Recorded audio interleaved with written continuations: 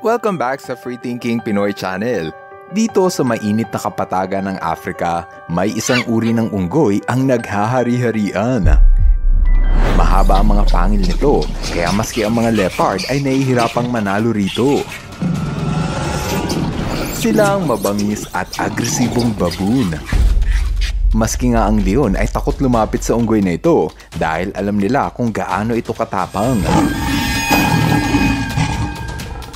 Yun nga lang, lahat ng hayop ay merong katapat. Ito ang hayop na hindi natatakot sa baboon at sa halip, mas gusto pa nga nila itong kainin. Ito ang mga buwaya at nagkalat ito sa iba't ibang parte ng ilog ng Africa. Tiyak na kabibiliban mo ang katapangan ng buwaya dahil hindi ito natatakot kahit kanino. Kung tutuusin, wala namang dapat ikatakot ang buwaya. Yan ay dahil sa laki ng kanilang katawan, kayang-kaya nilang talunin ang maski ang mga baboon. Ang isa pang hayop na kayang kalabanin ng buwaya ay ang leon. Madalas ay agawan sa teritoryo sa pagitan ng buwaya at leon ang nagiging ugat ng kanilang away. Ang mga leon ay may timbang na 350 kilos, habang ang mga buwaya naman ay pwedeng umabot sa bigat na 1 tonelada. Ibig sabihin, ang mga buwaya ay 3 beses na mas malaki pa sa leon. Alam ng leon na mas malaki at mas malakas sa mga buwaya, kaya kailangan nilang mag-ingat. Yun nga lang, mabagal kumilos ang buwaya kapag nasa lupa, kaya mas malaki ang tsansa ng leon na manalo sa laban.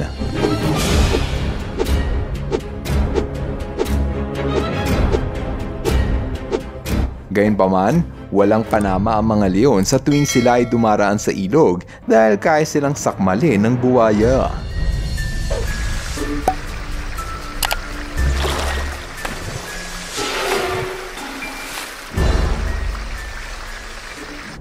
Kailangan ding bantayan ng leon ang kanilang mga anak dahil baka kainin ito ng buwaya.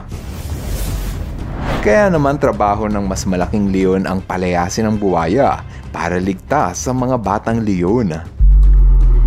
Kung kumakain ng batang leon ng buwaya, hindi na rin bago ang mahakaso ng leon na kumakain ng buwaya. Dito sa lugar ng Africa, palaging gutom ang mga leon, kaya kung may tsansa na kainin nila ang higanteng buwaya, siguradong hindi ito palalampasin ng mga leon. Ang isa pang hayop na hindi kinatatakutan ng buwaya ay ang leopard. Sa tuwing umiinom ang leopard, kailangan nilang mag-ingat. Maaari kasing kainin sila ng buwaya kung mabagal sila kumilos. Ang iba naman ay pawang minalas.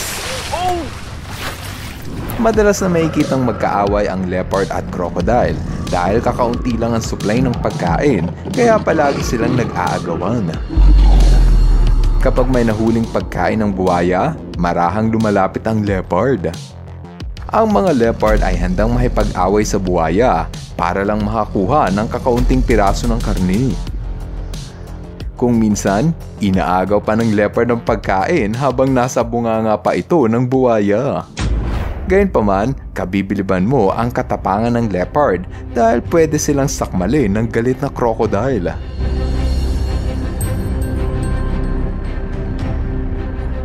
Dahil sa nakakatakot at mabangis na imahe ng buwaya, mas pinipili na lang ng mga leopard ang umiwas sa tuwing nakakaengkwentro nila ito. Ang isa pang predator na mahilig mag-agaw ng pagkain sa buwaya ay ang hyena. Mabangis na maninila ng Africa ang hyena dahil kaya nilang pabagsakin ng hayop na doble ng kanilang laki.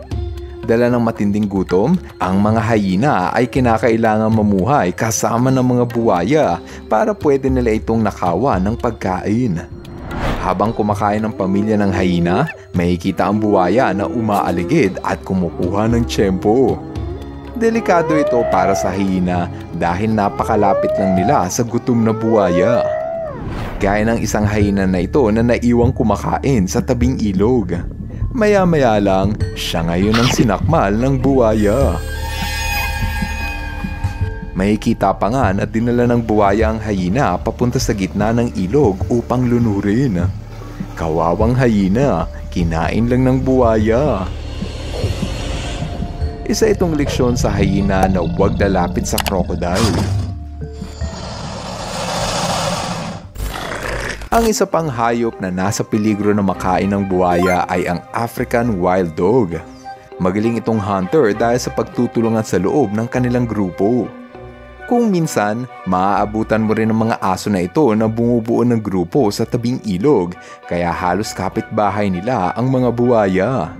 Yun nga lang, may mga wild dog na minamalas, kaya pati sila ay nagiging merienda ng buwaya. Sa laki ng katawan ng buwaya, halos wala nang magawa ang mga wild dogs. Gayunpaman, merong magandang katangian ng mga wild dog na wala sa buwaya. Iyan ay ang teamwork o pagtutulungan. Sa tuwing tumatawid ng ilog ang mga aso, kailangan sama-sama sila. Sa ganitong paraan, natatakot umatake ang buwaya. Ang mga buwaya ay magdadalawang isip na huwag lumapit kung makikita nila na magkakasama ang mga aso. Dito naman sa India, ang mga tigre ang hari ng gubat. Sila ang pinakamalaking maninila sa lugar na ito, ngunit maski sila ay kailangang mag-ingat sa atake ng buwaya. Kapag nagkita ang landas ng dalawang hayop na ito, siguradong bakbakan ang magaganap. Agawan sa teritoryo ang dahilan kung bakit hindi magkasundo ang dalawang hayop na ito. Ilang beses na nga nakunan sa video ang matinding sagupaan ng tigre at buwaya. Kabibiliban mo ang tapang ng buwaya dahil hindi nito alintana ang lakas ng tigre.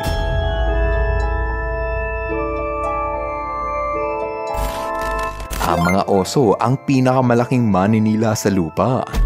Sobrang lakas ng hayop na ito kaya maski ang higanting moose ay kaya nitong pabagsakin. Ngunit maski ang oso ay natatakot kapag may makakasalubong na buwaya.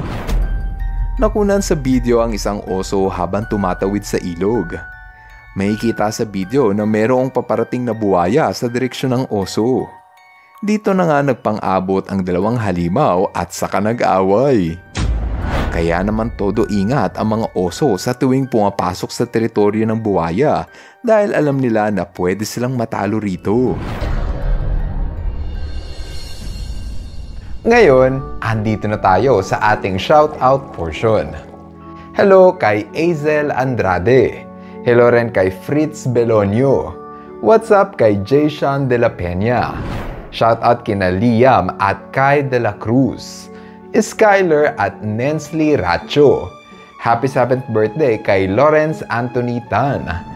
At kina Von Jervy at Von JV Tamayo.